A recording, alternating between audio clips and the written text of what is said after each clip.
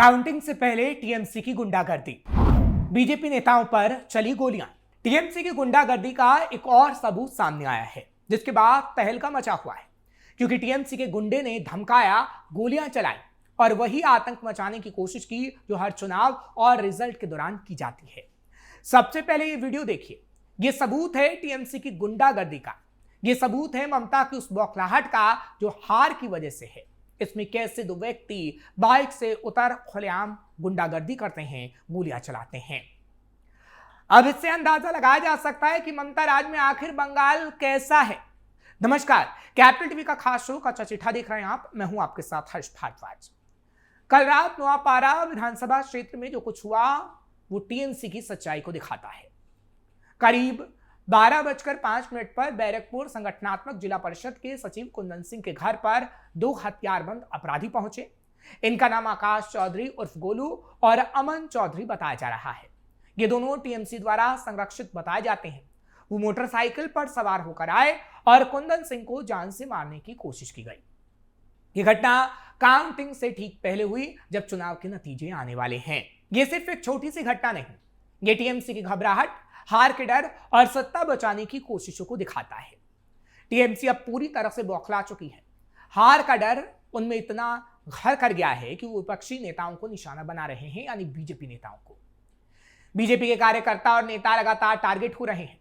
पश्चिम बंगाल में पिछले कई सालों से टीएमसी की गुंडागर्दी की खबरें लगातार आती रही हैं, लेकिन चुनाव रिजल्ट से ठीक पहले यह तस्वीर भी कई सवालों को पूछती है। कल की इस घटना को देखकर लगता है कि टीएमसी के लोग समझ गए हैं कि जनता अब बदलाव चाहती है, इसलिए गुंडागर्दी कर। कुंदन सिंह जैसे साधारण कार्यकर्ता को मारने की कोशिश इसलिए की गई क्योंकि बीजेपी के लोगों ने अच्छा काम बंगाल के अंदर किया। बैरकपुर इलाका पहले से ही संवेदनशील रहा है। यहां हिंसा, गोलीबारी और धमकियां पुरानी कहानियां हैं, लेकिन इस बार यह और गंभीर हो गई। टीएमसी की बौखलाहट क्यों बढ़ रही है? दरअसल चुनाव में मतदान पूरा हो चुका है और अब काउंटिंग होने वाली है। एग्जिट पोल में भी बीजेपी की अच्छी स्थिति दिख रही है। कई जगहों पर टीएमसी की सीटें कम होने के आसार भी हैं। जब सत्ता हाथ से निकलती है तो कुछ लोग इसी तरीके के रास्ते अपनाते हैं, जो ये वीडियो आप देख रहे हैं। टीएमसी अब हार के डर से काफी डर गई है। वो सोच रही है कि अगर बीजेपी के स्थानीय नेताओं को डरा दिया जाए तो शायद समर्थन कम हो जाएगा, लेकिन ये तरीका उल्टा पड़ रहा है। जनता अब ऐसी गुंडागर्दी से तंग आ चुकी है। कुंदन सिंह के घर पर हमला आम लोगों में गुस्सा भी पैदा कर रहा है। लोग पूछ रहे हैं कि क्या लोकतंत्र में विपक्ष को इस तरह निशाना बनाना सही है? कुंदन बस तो गए, लेकिन कुछ बड़ा हो सकता था, परिवार बर्बाद हो सकता था, बच्चे अनाथ हो सकते थे। ये सोचकर रोंगटे तक खड़े हो जाते हैं, लेकिन टीएमसी वाले लोग ऐसा कुछ भी नहीं सोचते। पश्चिम बंगाल की राजनीति में हिंसा की लंबी कहानी। पश्चिम बंगाल में लंबे समय से राजनीतिक हिंसा होती रही है। पहले लेफ्ट की सरकार थी, तब हिंसा थी। फिर टीएमसी आई और उन्होंने कहा कि वो बदलाव लाएंगे, लेकिन बदलाव की जगह गुंडागर्दी बढ़ गई। सिंडिकेट राज, जमीन कब्जा और विरोधियों पर हमले आम बात हो गए, जिसका डाटा अभी आगे हम आपको जरूर दिखाएंगे। लेकिन नोआपाड़ा जैसे क्षेत्रों में छोटे छोटे कार्यकर्ता भी अब खतरे में हैं। आकाश चौधरी और अमन चौधरी जैसे लोग हथियार लेकर खुलेआम घूमते हैं। पुलिस क्या करती है वो आप देख ही रहे हैं बंगाल में, कि कैसे टीएमसी के संरक्षण में ये गुंडे बेखौफ घूमते हैं। सवाल बड़ा है।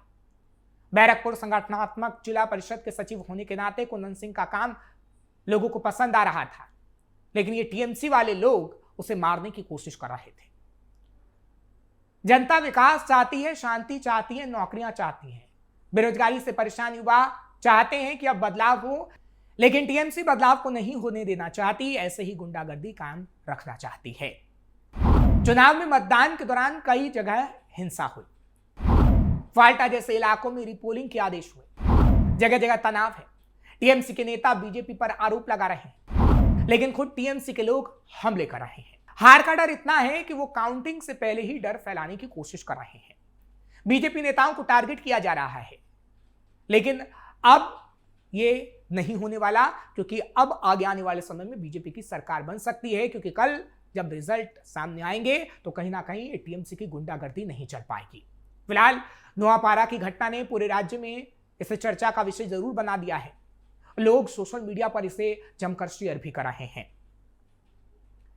लेकिन बंगाल में ये कोई नई बात नहीं है, क्योंकि बंगाल में ऐसे गोलियां चलती रही हैं, पहले लेफ्ट की सरकार में और उसके बाद ममता बनर्जी की सरकार में। अब आपको डाटा भी देते हैं, क्योंकि 1971 में कांग्रेस के सिद्धार्थ शंकर रे के शासनकाल में शुरू हुआ हिंसा का दौर आज तक नहीं थम पाया है। कांग्रेस के बाद सीपीएम फिर टीएमसी सत्ता में आई। लंबे समय तक ज्योति बसु, बुद्धदेव भट्टाचार्य और ममता बनर्जी सीएम के तौर पर कुर्सी पर काबिज रहे, मगर इनके राज में हिंसा नहीं रुकी और आज भी हिंसा का दौर लगातार जारी है।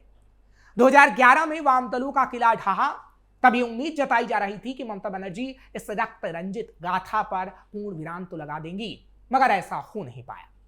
ममता बनर्जी के शासनकाल में भी बंगाल चुनाव में लहूलुहान होता रहा। क्या कहता है एनसीआरबी का आंकड़ा? एनसीआरबी के आंकड़े बताते हैं सबसे ज्यादा हिंसा बंगाल के अंदर हुई।